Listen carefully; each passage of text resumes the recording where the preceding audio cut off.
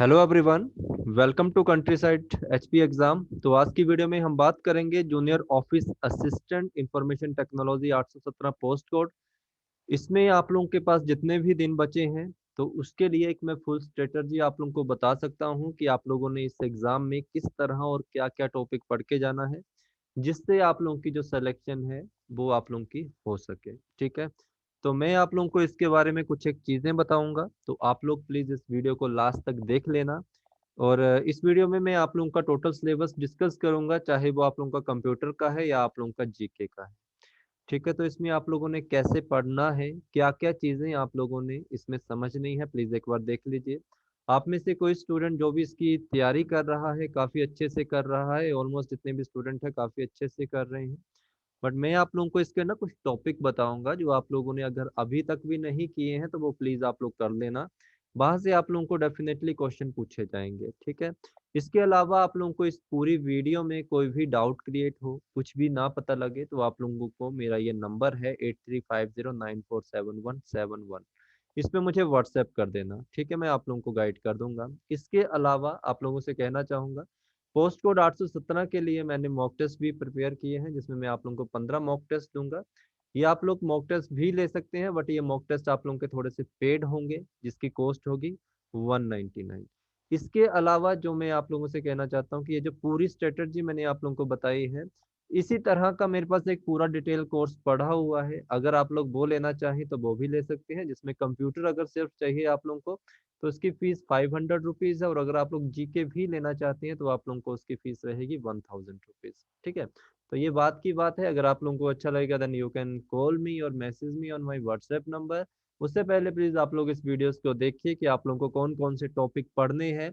Please इनको अपनी copy के ऊपर आप लोग नोट डाउन कर लेना, क्योंकि आप लोगों का जो पेपर है 90% श्योरिटी है कि आप लोगों का पेपर यहाँ से बनेगा। ठीक है, वैसे मैं 100% ही कह रहा हूँ कि पेपर आप लोगों का इन्हीं टॉपिक से बनेगा और ऐसे ही बनेगा, बट फिर भी आप लोगों को इस चीज़ का पता होना चाहिए। और फिर आप लोगों को मैं कल से कुछ फ्री क्लासेस भी प्रोवाइड करवाऊंगा, जो मैं कल से आप लोगों को एक प्रॉपर टाइम बता दूंगा उसका कब से होंगी, तो आप लोग उसको भी अटेंड करना, वो आप लोगों के लिए बेनिफिट होंगी। देखिए, जो आप लोगों का सिलेबस है पूरा कंप्यूटर का, वो तो ये है जिसमें आप लोगों को सारी चीजें देखनी है। जो टोटल आपके जो टॉपिक बनते हैं वो 11 टॉपिक बनते हैं। और इसके अलावा अगर बात करें तो हमारे जो फुल फॉर्म होते हैं, हमारे जो एब्रिविएशंस होती हैं, इसके अलावा आप लोगों के जो एक्सटेंशन होती हैं उनको आप लोगों को याद रखना है।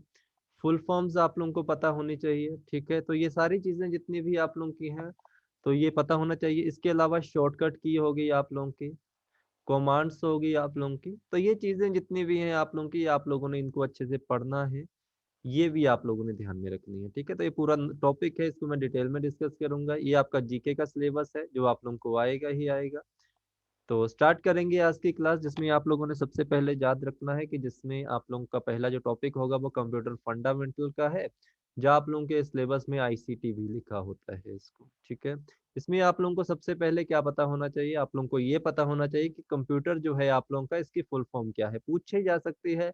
तो आपको पता है commonly operating machine particular used for technical education and research. जो इसकी एग्जैक्ट फुल फॉर्म है वो याद रखना ये वाली है। ऐसी कोई भी फुल फॉर्म नहीं है जो कि कंप्यूटर की बनी हुई है, बट आप लोगों के टेक्निकली एग्जाम के रिलेटेड आप लोगों को ये फुल फॉर्म याद रखनी पड़ेगी, जो कि बुक्स में आप लोगों को देखने को मिलेगी। इसके बाद आप लोगों का सीपीयू के बारे में पता होना चाहिए। सीपीयू के जो 3 हिस्से होते हैं पार्ट, जिसमें आप लोगों का एक आता है कंट्रोल यूनिट। कंट्रोल यूनिट का काम क्या होता है, डायरेक्शन देना किसी को भी, जो भी आपका काम हो रहा है कि डाटा कहाँ पे देना है और कहाँ से लेना है। ठीक है, एएलयू हो गया, कंप्यूटर का जितना भी मैथमेटिकल वर्क होगा आप लोगों का, अरिथमेटिकल और लॉजिकल, तो वो एएलयू करेगा। मेमोरी यूनिट हो गया, मेमोरी यूनिट से सबसे पहले क्वेश्चन आता है कि memory unit is a combination of, memory unit किसका कॉम्बिनेशन है, तो आपको पता है रजिस्टर का कॉम्बिनेशन है ये। ठीक है, memory unit is a set of register. ठीक है, इसमें आप लोगों के आगे आप लोगों को पढ़ने पड़ेंगे इसके 8 रजिस्टर। और जो रजिस्टर होते हैं, रजिस्टर किसका कॉम्बिनेशन होते हैं, register are the combination of flip flop. हमने काफी अच्छे से पढ़ा है, यहाँ से कोई भी क्वेश्चन उठा लेगा वहां से आप कर जाओगे। इसके बाद जो फ्लिप फ्लॉप है, फ्लिप फ्लॉप की सिंगल बिट होती है, सिंगल बिट किसमें, 0 और 1 में। ठीक है, 1 बिट या 0 बिट आप लोगों की होती है। और आप लोगों को पता है कि जो आप लोगों की विड्स होती हैं, विड्स किस काम आती हैं आप लोगों की, डाटा स्टोरेज यूनिट होती हैं आप लोगों की। तो ये चीजें आप लोगों को बेसिकली पता है, ठीक है। रजिस्टर के साथ या 8 टाइप है, जिसमें आपका पीसी है, प्रोग्राम काउंटर है आप लोगों का,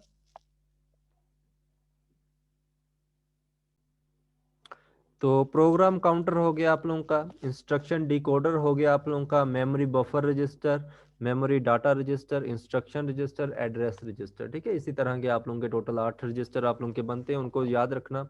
फिर जैसे पीसी की है, पीसी आप लोगों का एक तो पर्सनल कंप्यूटर होता है और एक आपका प्रोग्रामर काउंटर होता है, ठीक है, तो ये ध्यान रखना।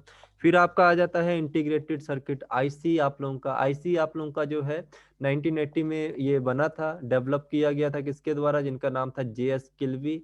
तो याद रखना ये कौन सा सेमीकंडक्टर था, फेयर चाइल्ड सेमीकंडक्टर था, ये कंपनी थी 1961 में इनिशियली इसको लॉन्च कर दिया गया था। 1961 में उनका नाम था रॉबर्ट नॉइस, ठीक है। तो ये चीजें हमने पहले भी पढ़ी हैं। इसके बाद आपको क्वेश्चन एक पूछा जाएगा कि आईसी को किस और नाम से जाना जाता है, तो मोनोलिथिक आईसी कहा जाता है इसको, ठीक है। तो ये छोटी मोटी चीजें हैं, आप लोग पढ़ते रहना इसको। इसके बाद जनरेशन ऑफ कंप्यूटर हैं आप लोगों के, टोटल आपको पांचों जनरेशन के बारे में पता होना चाहिए कि पहले जनरेशन थी उसमें क्या यूज किया गया, दूसरी जनरेशन थी उसमें क्या हुआ, तीसरी जनरेशन में कोई चेंजेस हुए। तो ये सारी चीजें हैं आप लोगों ने ध्यान में रखनी है कि जो भी आप लोगों का जनरेशन्स के ऊपर क्वेश्चन बनेगा और जनरेशन की आपको डेट टाइम पता होना चाहिए। जैसे पहला था उसमें वैक्यूम वाल्व्स यूज किए गए थे, दूसरे में ट्रांजिस्टर, तीसरे में आईसी आपके आ गए थे, फोर्थ में माइक्रो प्रोसेसर आप लोगों के आ गए थे, और फिफ्थ जो आप लोगों का है, जो अभी आप लोगों का चला हुआ है, जिसे कहते हैं आर्टिफिशियल इंटेलिजेंस, तो इसमें अल्ट्रा लार्ज स्केल यूज किया जा रहा है इंटीग्रेटेड सर्किट का। तो और एक चीज पूछी जाती है, वीएलएसआईसी या आप लोगों का माइक्रो प्रोसेसर किसमें यूज किया गया था, थर्ड जनरेशन में, ठीक है। तो ये याद रखना आप लोगों ने। और सीपीयू ही आप लोगों का आईसी कहलाता है, ये भी पता होना चाहिए, माइक्रो प्रोसेसर भी इसी को कहते हैं। सीपीयू इज आप लोगों की ग्रीन कलर की, जो ग्रीन कलर की प्लेट के ऊपर लगा होता है छोटा सा। लॉजिक गेट प्लीज याद रख लेना, एंड और नोट, इसका क्या कॉम्बिनेशन है, किस तरह ये काम करता है, सब कुछ पता होना चाहिए आपको। कन्वर्जन ऑफ नंबर वैसे बाइनरी टू डेसिमल है, बट आप लोगों को सारी की सारी आनी चाहिए। मैंने कोर्स में 8 की 8 करवाई हैं, तो 8 की 8 बिल्कुल इजी वे में करवाई हैं, आप लोगों को पता है, ठीक है। बिट हो गया, वाइट हो गया, किलोवाइट हो गया, मेगावाइट हो गया, जीगावाइट हो गया, टेगावाइट हो गया। तो जितनी भी आप लोगों की ये वाइट है, जोटा वाइट हो गया, येटोवाइट हो गया आप लोगों का, तो प्लीज इनको ध्यान में रखना। यहाँ से आप लोगों को एक आध क्वेश्चन यहाँ से भी देके जाएगा। फिर आप लोगों का जो ईवीसीआईसी है, फिर आपका एस्काई कोड है, ये सारे आपने याद रखने हैं, ठीक है। तो जितने भी आप लोगों के ये क्वेश्चन बनते हैं, इनको प्लीज ध्यान रखना, इंपॉर्टेंट हैं आप लोगों के लिए। ओके, इसके बाद आप लोगों का सेकंड होता है कंप्यूटर हार्डवेयर, डायरेक्टली 15-20 क्वेश्चन। यहाँ से इस टॉपिक से आपको 15-20 क्वेश्चन डायरेक्टली हिट होंगे, ये याद रखना है। ऐसे मत सोचना दो दो क्वेश्चन आएंगे, 15 या 20 क्वेश्चन इनमें से कहीं से भी आ सकते हैं। इसके बाद आप लोगों का कंप्यूटर हार्डवेयर है, कंप्यूटर हार्डवेयर डायरेक्टली आप लोगों को 10 से 15 क्वेश्चन दिलवा के जाता है। टॉपिक ये बनेंगे, इनपुट डिवाइस याद कर लेना कौन कौन सी है, कीज कितनी है, माउस का राइट क्लिक क्या करता है, उसके नीचे जो लाइट है उसे क्या कहते हैं, जॉयस्टिक किस काम आती है, वीसीआर कोड जो आप लोगों का है उसकी फुल फॉर्म क्या है, फिर आप लोगों का प्रिंटर का सॉरी स्कैनर आपका क्या क्या काम कर सकता है, स्कैनर आपको पता है कि डिजिटल फॉर्म में कन्वर्ट करता है। फिर आप लोगों के MICR क्या है, आपका OMR शीट वगैरह, ये सारी चीजें आपने ध्यान रखनी है। आउटपुट डिवाइस प्रिंटर मॉनिटर हो गए आप लोगों के, ये सारे ध्यान में रखना क्या क्या होते हैं। फिर आप लोगों के स्टोरेज डिवाइस आते हैं, स्टोरेज डिवाइस आप लोगों ने ध्यान में रखने हैं कि hardware who store computer data is known as memory, ठीक है। इसी को ही मेमोरी कहा जाता है, स्टोरेज डिवाइस को। मैंने इसको डिवाइड किया है प्राइमरी मेमोरी और सेकेंडरी मेमोरी। प्राइमरी मेमोरी में आप लोगों की वॉलेटाइल और नॉन वॉलेटाइल आती है, ठीक है। वॉलेटाइल का मतलब होता है पावर गोन डाटा लॉस, पावर गई डाटा भी गया। नॉन वॉलेटाइल का मतलब पावर आप लोगों की remain, in fact data power remain when power, नहीं sorry, data remain when power gone, ठीक है। तो ये चीज याद रखना आप लोगों ने। फिर रैम है आपका, रैम वॉलेटाइल होती है, इसमें स्टैटिक रैम आती है, डायनेमिक रैम आती है आप लोगों की। SG रैम इसी में आती है। रैमबस आप लोगों की, रैमबस क्या होती है, रैमबस होती है आपकी RSD रैम। रैमबस का मतलब रैमबस साइक्रोनस डायनेमिक रैम। सेकेंडरी में कौन सी आती है, सिक्वेंशियल डाटा एक्सेस होता है, डायरेक्ट डाटा एक्सेस होता है। डायरेक्ट डाटा एक्सेस आपका मैग्नेटिक डिस्क में होता है, जिसमें hard disk drive, floppy disk drive, optical disk होते हैं, जिसमें CD write and ROM, CD ROM, CD read, sorry CD read and write, CD read only memory. फिर आपका DVD आ जाता है, DVD में ही आपका ब्लू रे आ जाती है डिस्क। इलेक्ट्रिकल डिवाइस में आप जानते हैं कि यूएसबी फ्लैश ड्राइव जितनी भी आप लोगों की होंगी, आप लोगों का मेमोरी कार्ड इसमें ही आएगा। और इसके बाद आप लोगों को वॉलेटाइल मेमोरी के बारे में पता होना चाहिए। कैश मेमोरी हो गई आप लोगों की, वर्चुअल मेमोरी होगी आप लोगों की, ये सारी चीज़ें आप लोगों ने ध्यान में रखनी है, इनको अच्छे से पढ़ लेना, तो ये आपको बेनिफिट दिला सकती हैं। इसके बाद कंप्यूटर के सॉफ्टवेयर क्या क्या होते हैं, और इसके बाद एक और चीज़ आपको मैं बता देता हूँ, यहाँ से क्वेश्चन बनेगा, मैं इसको छोटा सा आपको हेल्प कर देता हूँ। CD रोम जो आप लोगों की CDR होती है, ये 700 MB की होती है, ये भी 700 MB की होगी, ये भी 700 MB की होगी, ठीक है। इसमें कभी भी कंफ्यूज मत होना कि इनमें डाटा कैपेसिटी कितनी होती है। जो ये वाली होती है DVD, इसकी कैपेसिटी है 4.7 GB की एग्जैक्ट। और ये जो बात होती है आपकी ब्लू रे डिस्क, ये सोनी कंपनी के द्वारा गेमिंग पर्पस के लिए लाई गई थी, और इसकी जो कैपेसिटी होगी वो 25 GB और 50 GB की होती है, ठीक है, 25 और 50 GB की। अच्छा, कंप्यूटर सॉफ्टवेयर आप लोगों के, और आउटपुट डिवाइस में आप लोगों ने मॉनिटर हो गया, प्रिंटर के ऊपर अच्छे से पढ़ लेना, डॉट मैट्रिक्स प्रिंटर कौन से होते हैं, इम्पैक्ट प्रिंटर कौन से होते हैं, नॉन इम्पैक्ट कौन से होते हैं, थर्मल प्रिंटर आप लोगों के।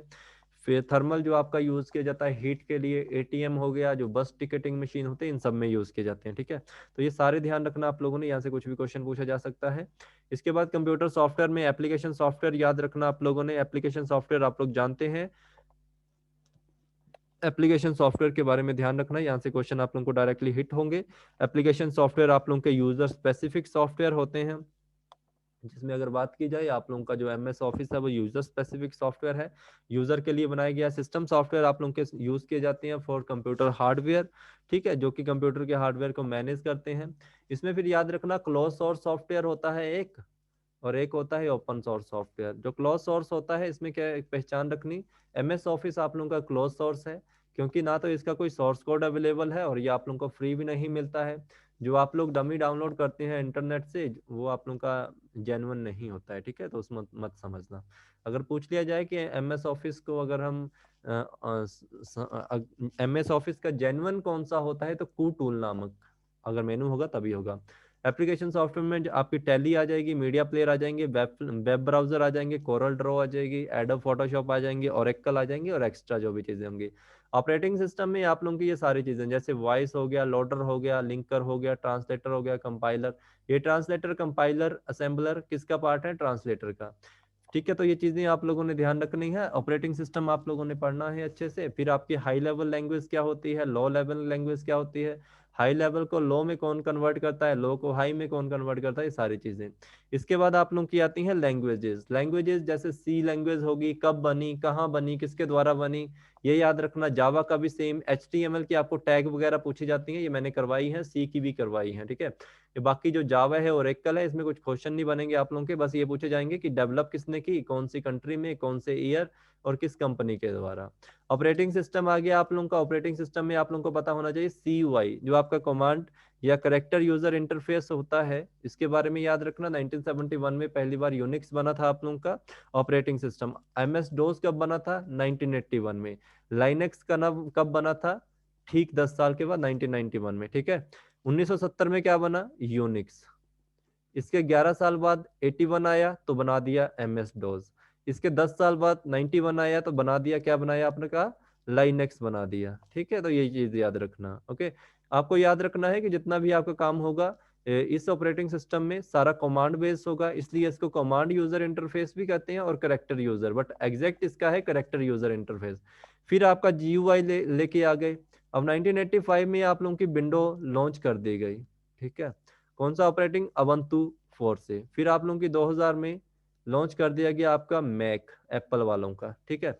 फिर आपका यूनिक्स भी लॉन्च किया गया था इसी में ही, ग्राफिकल यूजर इंटरफेस में, ठीक है। तो ये याद रखना आप लोगों ने, यहाँ से कुछ भी क्वेश्चन पूछे जाए इसके बाद आप लोगों को ये सब पता होना चाहिए कि ऑपरेटिंग सिस्टम में कर्नल फाइल क्या होती है, टर्मिनल क्या होता है, जो MS डोस की बात है, ठीक है। टाइप्स ऑफ ऑपरेटिंग सिस्टम क्या होते हैं, सिंगल टास्क के लिए कौन सा होता है, बैच ऑपरेटिंग सिस्टम क्या होता है, मल्टीटास्किंग ऑपरेटिंग सिस्टम क्या होता है, मल्टी प्रोसेसिंग क्या होता है, यूनिक्स ऑपरेटिंग सिस्टम क्या आता है, मल्टी प्रोग्रामिंग ऑपरेटिंग सिस्टम आप लोगों का क्या क्या काम कर सकता है, इसकी एग्जांपल क्या क्या है आप लोगों की, और इसकी एप्लीकेशन कौन कौन सी वर्क करती हैं। फिर डिस्ट्रीब्यूटिव ऑपरेटिंग सिस्टम है, ये ध्यान रखना आप लोगों ने। नेटवर्क ऑपरेटिंग सिस्टम है आप लोगों का, ठीक है। उसके बाद फाइल एक्सटेंशन भी याद रखना आप लोगों ने, जो भी ऑपरेटिंग सिस्टम में यूज की जाती है, जैसे इमेज की, डॉक्यूमेंट की, वीडियो फाइल की, ठीक है। फिर आपका आता है फाइल एलोकेशन टेबल, जिसमें आप लोगों का यूज होता है, एक तो 16 FAT16 होता है आपका, एक होता है FAT32, ठीक है। तो ये याद रखना आपने कहाँ यूज होता है। NTFS क्या होता है, न्यू टेक्नोलॉजी फाइल सिस्टम है आप लोगों का। NTFS किस में यूज होता है, NTFS is a part of window graphical user interface, ठीक है। तो ये वहां पे यूज होता है, क्योंकि विंडो ग्राफिकल यूज में आपका MS DOS भी यूज होता है 32 FAT का, और आप लोगों का ग्राफिकल भी यूज होती हैं, ठीक है, जो विंडोज आप लोगों की हैं। तो ये ध्यान रखना। और अगर पूछा जाए विंडो 95 में कौन सा यूज होता था, तो ये यूज होता था FAT16। MS disk operating system के जितने मैंने क्वेश्चन आप लोगों को बताए थे सारे कर लेना, आ जाएंगे। MS ऑफिस में आपको वर्जन याद रखने हैं कि 2007 से पहले कौन से वर्जन थे, सबसे पहला वर्जन कौन आया, रिसेंटली कौन सा यूज हो रहा है, कौन सा ऐसा वर्जन था जिसके आने के बाद आप लोगों का MS ऑफिस ऑलमोस्ट चेंज हो गया था 2003 के बाद। फिर आपका क्लोज सॉफ्टवेयर है या ओपन सोर्स है, ये भी याद रखना। एप्लीकेशन सूट है आपका।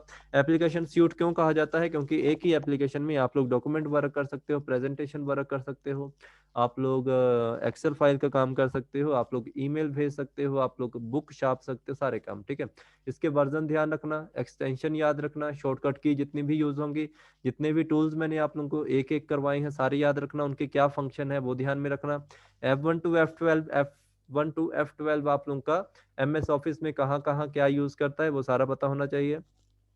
इसके बाद आप लोगों का इंटरनेट क्या है, इंटरनेट का मीनिंग क्या है, पहली बार इसमें कौन सा यूज किया गया था, फिर आपका WW क्या है, ये सारी चीजें आप लोगों की, ठीक है। तो ध्यान रखना आप लोगों ने। नेटवर्क आपका WWW कहलाता है, W3 भी कह सकते हैं इसको, वर्ल्ड वाइड वेब, ठीक है। पहली बार 1960 में इंटरनेट यूज किया गया था US डिफेंस के द्वारा।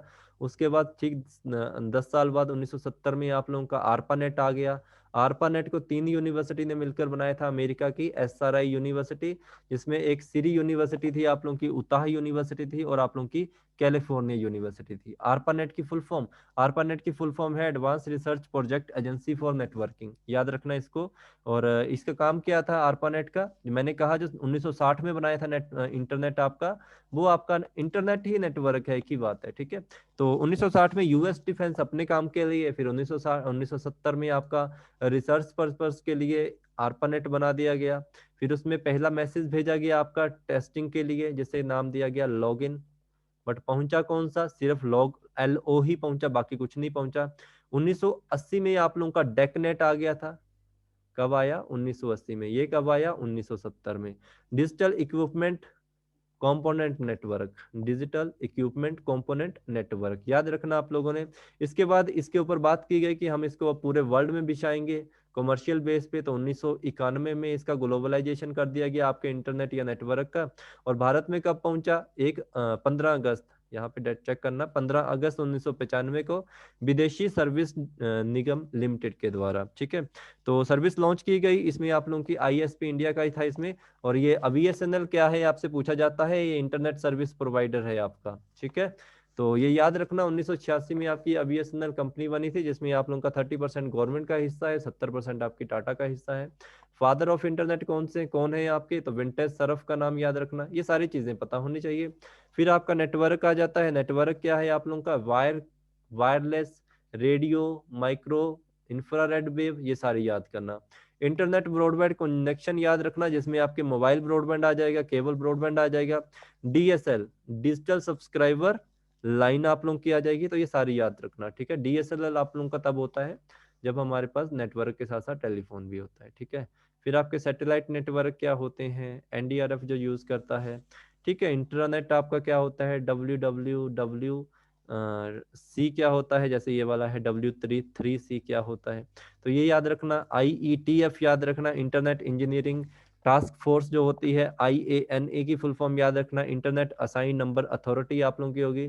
ट्राई आप लोगों की पता है आपको, telecommunication regulatory authority of India. Dot आप लोगों का क्या है, department of telecommunication. Net neutrality क्या है, सबको एक समान आप लोगों का नेटवर्क मिले। टाइप्स ऑफ नेटवर्क, वैन, लैन, कैन, मैन, पैन, ये सारे याद कर लेना, ठीक है। बीपीएन, ये सब कुछ जो भी होगा। बीपीएन क्या है? वर्चुअल प्राइवेट नेटवर्क आप लोगों का।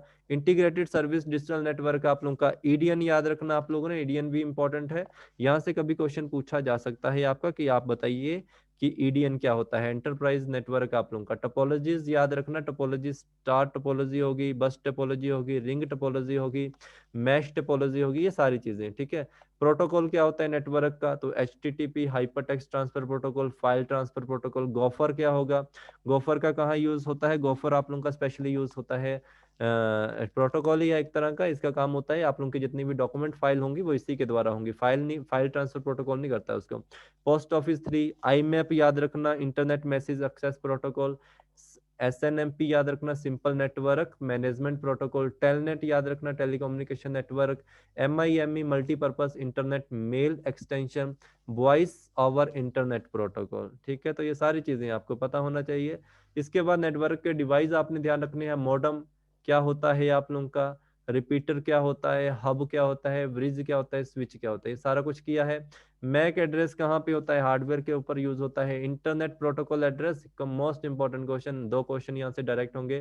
Transmission control protocol, internet protocol, इसकी जो 4 लेयर होती हैं उनको याद रख लेना कौन सी। फायरवॉल का क्या काम है? Simplex, duplex, half duplex, full duplex क्या है। और तो ये जितनी जी भी चीजें हैं आप लोगों ने इसको माइंड में रखना है, इसको कभी भी गलत मत करना, ठीक है, क्योंकि ये चीजें मैंने आप लोगों को बहुत अच्छे से करवाई हैं। फिर आपका OSI क्या होता है? OSI की फुल फॉर्म याद रखना, open system internet interconnection, internet नहीं, ओपन सिस्टम इंटरकनेक्शन नेटवर्क। इसके मॉडल जो इसकी लेयर्स होंगी 7 उनको ध्यान में रखना, फिजिकल लेयर से लेकर एप्लीकेशन लेयर तक, और जो आपकी TCP/IP की 4 लेयर है तो उनको भी याद रखना, ठीक है। तो यहाँ से कुछ ना कुछ आपको मिलेगा। ईमेल पूरा याद रखना, इसके एक एक ऑप्शन क्या होते हैं, क्या होगा। फिर आपकी सिक्योरिटी क्या होगी? सिक्योरिटी में आप लोगों की जो ट्रैपिंग होती है, फिशिंग होगी आप लोगों की, विशिंग होगी आप लोगों की, जो आप लोगों को पता होना चाहिए। फिर स्निपिंग होगी, स्पूफिंग होगी, फॉर्मिंग होगी, डोज अटैक क्या होता है, फिर वायरस हो गया, वर्म हो गया, ट्रोजन वायरस हो गया, रूटकिट वायरस हो गया, लॉजिक बॉम्ब क्या होता है, ब्लाइंडेड क्या होता है, ठीक है। पहला वायरस कौन सा था? जो पहला वायरस आप लोगों का आया था क्रिपर था आप लोगों का, ये किसी तरह से कोई भी हार्मफुल नहीं था। क्रिपर, CREEPER, ठीक है। बट आप लोगों का एक वायरस आया था जिसका नाम था ब्रेन, ब्रेन 1986 में आया था आप लोगों का, बट ये हार्मफुल था। फारूक असहद अलवी एंड ब्रदर के द्वारा, जो पाकिस्तानी थे, उनके द्वारा इसको लॉन्च किया गया था, ठीक है। सारा पढ़ लेना। मालवेयर क्या होते हैं आप लोगों के, इनके बारे में आपको पता होना चाहिए। तो ये जितनी भी चीजें हैं आप लोगों के लिए इंपॉर्टेंट है। इसके बाद आती है इंडिया जीके। इंडिया जीके में आप लोगों को ये चीजें पता होनी चाहिए हिस्ट्री की, जैसे किंगडम, ब्रह्मी, पल्वास, गुप्ता हो गई आपके, Jainism, Buddhism, Vedas, contemporary, modern medieval history में कॉन्टेम्पररी याद रखना, जो मैंने आप लोगों को स्टेप बाय स्टेप करवाए हैं। कांग्रेस के सेशन याद रख लेना, दिल्ली सल्तनत याद रख लेना, ठीक है। गवर्नर जनरल याद रख लेना, वाइसराय याद रख लेना, ठीक है। तो जितना भी आपका इंडिया जीके का है, बिल्कुल एक डिटेल सिलेबस आप लोगों को बहुत अच्छे से करवाया हुआ है। अगर आप लोग उसमें हेल्प लेना चाहते हैं तो ले सकते हैं, बट छोटी सी फीस है उसकी। पॉलिटी आप लोगों का कंप्लीट है। फंडामेंटल राइट होंगे, पार्ट्स ऑफ कॉन्स्टिट्यूशन होगा, शेड्यूल्स आपको पता होना चाहिए, अपॉइंटमेंट पता होना चाहिए, PM का काम, CM क्या होता है, प्रेसिडेंट, इनके इलेक्शन कौन से अमेंडमेंट में बात की जाती है इनकी, ठीक है। तो ये सारी चीजें आप लोगों को पता होना चाहिए इनके बारे में। ओशन हो गए, कॉन्टिनेंट हो गए, घाट्स हो गए, आइलैंड हो गए, प्लैनेट हो गए, सारे आपको पता होना चाहिए। इकोनॉमिक्स के 5 ईयर प्लान क्या है, इनकम के बारे में याद रखना, इन्फ्लेशन के ऊपर भी आ सकता है, अनएम्प्लॉयमेंट के ऊपर भी क्वेश्चन पूछा जा रहा है, goods and demand, basic fact जो भी होंगे, ठीक है। इसके बाद करंट अफेयर आप लोगों को बताना चाहूंगा, नवंबर मंथ के करंट अफेयर जरूर करना, 2-3 क्वेश्चन बनेंगे, नवंबर से ही बनेंगे आप लोगों को, ठीक है। साइंस में 2-3 टॉपिक हैं, ठीक है, वो ज्यादा आप लोगों को आएंगे नहीं, जैसे विटामिन के ऊपर क्वेश्चन आता है, मानव रोग हो गए आप लोगों के, ह्यूमन डिसीजेज आएंगे, लेंस वगैरह आप लोगों के जो भी होंगे उनको कर देना, ठीक है। इसके अलावा कोई टॉपिक आप लोगों का बचा है? ऑलमोस्ट कंप्लीट है। हाँ, हिमाचल प्रदेश, हिमाचल प्रदेश में तो आपको पता है बेसिक फैक्ट पूछे जाएंगे, रिवर्स आप लोगों की होगी, लेक्स हो गई आप लोगों की, ये याद कर लेना आप लोगों ने अच्छे से। फिर आप लोगों के जिसने स्थापना की होती है किसी भी रियासत की, उनको याद करना। फिर आपके मेले हो गए, फेयर्स हो गए आप लोगों के, फेस्टिवल जितने भी होंगे आप लोगों ने ये ध्यान में रखने हैं। फिर आप लोगों का कोई NH के ऊपर भी क्वेश्चन पूछ लिया जाता है। इसके अलावा आप लोगों ने याद रखने हैं फेमस प्लेसेस आप लोगों के कौन से होंगे, ठीक है। तो ये वाले इंपॉर्टेंट से कुछ क्वेश्चन है, वैसे आप लोगों को मैं ये करवा दूंगा, वैसे जो मैं कल से क्लासेस लगाऊंगा आप लोगों की, उसमें कुछ ना कुछ उसमें से मैं करवाऊंगा, ऑलमोस्ट वहाँ से क्वेश्चन आ ही रहे हैं। क्योंकि अभी मैंने हाल ही में 2 या 3 नहीं, 1 या 2 मॉक टेस्ट ही प्रोवाइड करवाए थे, और अभी रिसेंट मैंने 50 क्वेश्चन दिए थे उनको जीके के। तो रिसेंट उन 50 क्वेश्चन में से क्या हुआ कि जो मैंने जीके का टेस्ट दिया था उनको, उसमें से 6 क्वेश्चन पूछे गए थे उसी जो मैंने उनको पीडीएफ प्रोवाइड करवाई थी। अभी एक ही पीडीएफ दी थी मैंने। तो अभी जो रिसेंट एक एग्जाम हुआ था, टोटल 6 क्वेश्चन, उससे पिछली रात को मैंने उनको दिया था पीडीएफ, और नेक्स्ट मंडे को उनका संडे को एग्जाम था, और सुबह 6 या 7 क्वेश्चन वहां से आए थे। और जो मैंने करंट अफेयर प्रोवाइड करवाए थे, 3 या 4 क्वेश्चन आए थे। ठीक है, तो टोटल 10 क्वेश्चन का फायदा उनको डायरेक्टली उसी एक पीडीएफ से हो गया था। तो ये चीज़ ध्यान रखना, आप लोग उन चीज़ों को देख लेना बाद में। तो ये ध्यान, ठीक है। तो अगर आप लोग इन बैचेज में कुछ इंटरेस्टेड है, आप लोगों को लगता है कि मैं 15 दिन या 18 दिन में तैयारी कर सकता हूँ, तो आप लोगों के लिए एक बेनिफिट में बैच दे रहा हूँ। इनकी फीस रहेगी 500 और 999। 500 में सिर्फ कंप्यूटर दूंगा, 99 में आप लोगों को जीके मिलेगा। तो कोई परचेज करना चाहता है तो कर सकता है, अभी भी आपके पास टाइम है।